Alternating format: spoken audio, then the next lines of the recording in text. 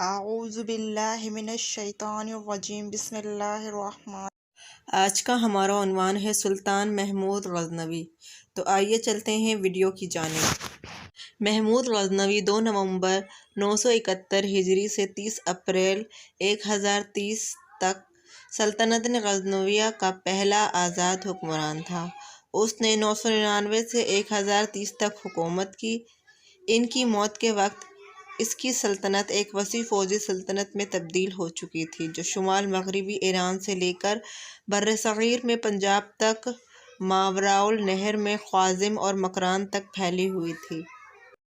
محمود نے اپنے پیشرو سامانیوں کے بیوروکریٹک، سیاسی اور ثقافتی رواج کو جاری رکھا، جس نے شمالی ہندوستان میں ایک فارسی ریاست کے لیے بنیاد قائم کرنے کا ثبوت دیا۔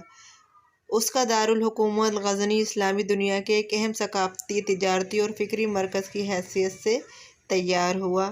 اس نے بغداد کے اہم شہر کا تقریباً مقابلہ کیا۔ دارالحکومت میں بہت سی ممتاز شخصیات جیسے البیرونی اور فردوسی سے اپیل کی گئی۔ وہ پہلا حکمران تھا جس نے سلطان کا لقب اختیار کیا تھا، جس نے اس کی طاقت کی حد کی نشاندہی کرتے ہوئے خلافت عباسیہ کے سرغنہ کے نظریاتی رابطے کا تحفظ کیا۔ اپنے اقتدار کے دوران میں اس نے 17 بار برصغیر اور پاک و ہند، دریائے سندھ کے مشرق کے کچھ حصوں پر حملہ کیا اور فتح کیا۔ پس منظر: محمود زابلستان موجودہ افغانستان کے علاقے غزنی میں 2 نومبر 971 کو پیدا ہوا تھا۔ اس کے والد سبکتگین ایک ترک غلام کماندار تھے، جنہوں نے 977 میں غزنوی سلطنت کی بنیاد رکھی، جس پر انہوں نے سامانیوں کے ماتحت کی حیثیت سے خراساں اور ماوراءالنہر پر حکمرانی کی۔ محمود کی والدہ الپتگین کی بیٹی تھی۔ سبکتگین نے کوثاری جہاں نامی ایک عورت سے شادی کی اور اس کے بیٹے محمود غزنوی اور اسماعیل غزنوی تھے، جو ایک کے بعد ایک ان کا جانشین ہوا۔ محمود غزنوی کے بیٹے مسعود غزنوی اور محمود غزنوی تھے، جو محمود غزنوی کے بعد ان کے جانشین مقرر ہوئے۔ محمود غزنوی بھی بعد میں سلطنت کے حکمران بنے۔ اس کی بہن ستار المعلیٰ کی شادی محمود بن عطا اللہ علوی سے ہوئی، جسے غازی سالار ساہو کے نام سے بھی جانا جاتا تھا، جس کا بیٹا غازی سید السالار مسعود تھا۔ محمود کا ساتھی جارجیائی غلام ملک ایاز تھا اور اس سے ان کی محبت نے نظموں اور کہانیوں کو متاثر کیا۔ تخت نشینی اور کارنامے: سبکتگین کا انتقال 997 میں ہوا اور اس کے بعد ان کے بیٹے اسماعیل غزنوی سلطنت غزنویہ کا حکمران بنا۔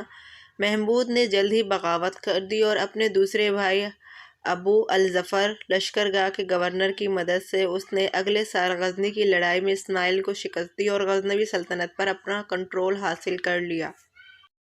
اسی سال 1998 میں اس کے بعد محمود نے بلخ کا سفر کیا اور امیر ابو الحارث منصوربی نوردوم کو خراج عقیدت پیش کیا۔ اس کے بعد اس نے ابو الحسن اصفرینی کو اپنا وزیر مقرر کیا اور اس کے بعد مغرب سے غزنی سے قندھار کا علاقہ لینے کے لیے روانہ ہوا، جس کے بعد لشکرگاہ گیا، جہاں اس نے اسے ایک عسکری شہر میں تبدیل کر دیا۔ ہندو شاہی راج کا خاتمہ: 1019 میں قالنجر کے راجا گنڈا نے کنوج پر حملہ کر کے راجا کو قتل کر دیا۔ اس کی خبر جب سلطان محمود تک پہنچی تو وہ اپنے متی راجا کے قتل کا بدلہ لینے کے لیے نکلا اور قالنجر پر حملہ کر کے اسے شکست فاش سے دوچار کیا۔ راجا لوجن پال اور راجا گنڈا، جو سلطان محمود سے شکست خوردہ تھے، دونوں نے مشترکہ طور پر ایک بڑے حملے کی تیاری کی اور ایک بار پھر 1019 میں ہی سلطان کو دوبارہ ان دونوں کی سرکوبی کے لیے ہندوستان کا سفر کرنا پڑا۔ نتیجتاً دونوں راجاؤں کو شکست ہوئی اور ہندوستان سے ہندو شاہی راج کا خاتمہ ہو گیا۔ محمود غزنوی 1020 سے 1025 کے درمیانی عرصے میں سلطنت کے شمالی مغربی حصے اور دریائے فرات کی وادیوں میں فتوحات میں مشغول رہا۔ اسی عرصے میں سلطان کو اپنے مخبروں سے یہ اطلاعات متواتر مل رہی تھی کہ شمالی اور وسطی ہندوستان کی تمام ریاستیں سلطان سے شکست کھانے کے بعد بدلہ لینے کے لیے ہاتھ پیر مار رہی ہیں اور اب کے بار ایک مشترکہ حملہ کی تیاری ہے۔ اس کے لیے گجرات کے علاقے کاٹھیاوار میں ایک بہت ہی مشہور مندر سومناتھ کو مرکز بنایا گیا ہے۔ سومناتھ کا مندر۔ سومناتھ سمندر کے کنارے ایک عظیم الشان مندر تھا جسے پورے ہندوستان میں ہندوؤں کے درمیان میں ایک مرکزی حیثیت حاصل تھی۔ مندر میں موجود شیوا کے بت کی اہمیت کا اندازہ اس بات سے لگایا جا سکتا ہے کہ شیوا بت کو غسل دینے کے لیے تازہ پانی روزانہ کی بنیاد پر دریائے گنگا سے لایا جاتا تھا۔ جنگ کی تیاریاں زور و شور سے جاری تھیں کہ سلطان نے پیشی حملے کی تیاری کر دی۔ غزنی سے سومناتھ تک کا فاصلہ تقریباً 2600 کلومیٹر بنتا ہے، جس میں سے 500 کلومیٹر طویل مشکل ترین صحرائے چولستان اور راجستھان بھی پڑتا تھا۔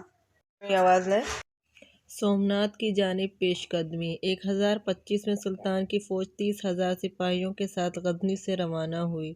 3 مہینوں کی مسافت کے بعد جنوری 1026 میں سومناتھ مندر کے قریب پڑاؤ ڈالا۔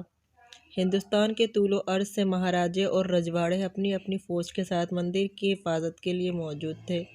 جنگ کا آغاز ہوا اور ایک سخت مقابلے کے بعد سلطان محمود فتح یاب ہوا، مندر کو توڑ ڈالا۔ یہی وہ مشہور جنگ ہے جس کی بنا پر بعض مورخین نے سلطان محمود کی ذات کو ایک لٹیرا مشہور کرنے میں اہم کردار ادا کیا۔ سومناتھ کے بعد سلطان محمود کی ہندوستان پر آخری لڑائی 1027 میں ہوئی، جو دریائے سندھ سے دریائے بیاس کے درمیانی علاقوں پر پھیلے ہوئے تھے۔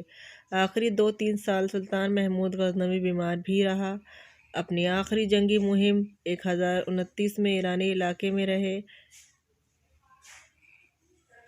اور رے کے حاکم البویہ کو شکست دی۔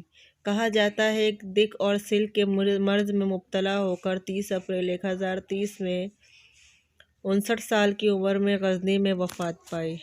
سومناتھ کے بعد سلطان محمود کی ہندوستان پر آخری لڑائی 1027 میں ہوئی، جو دریائے سندھ سے دریائے بیاس کے درمیانی علاقوں میں پھیلے ہوئے تھے۔ آخری 2-3 سال محمود غزنوی بیمار بھی رہا۔ اپنی آخری جنگی مہم 1029 میں ایرانی علاقے رے میں انجام دی اور رے کے حاکم البویہ کو شکست دی۔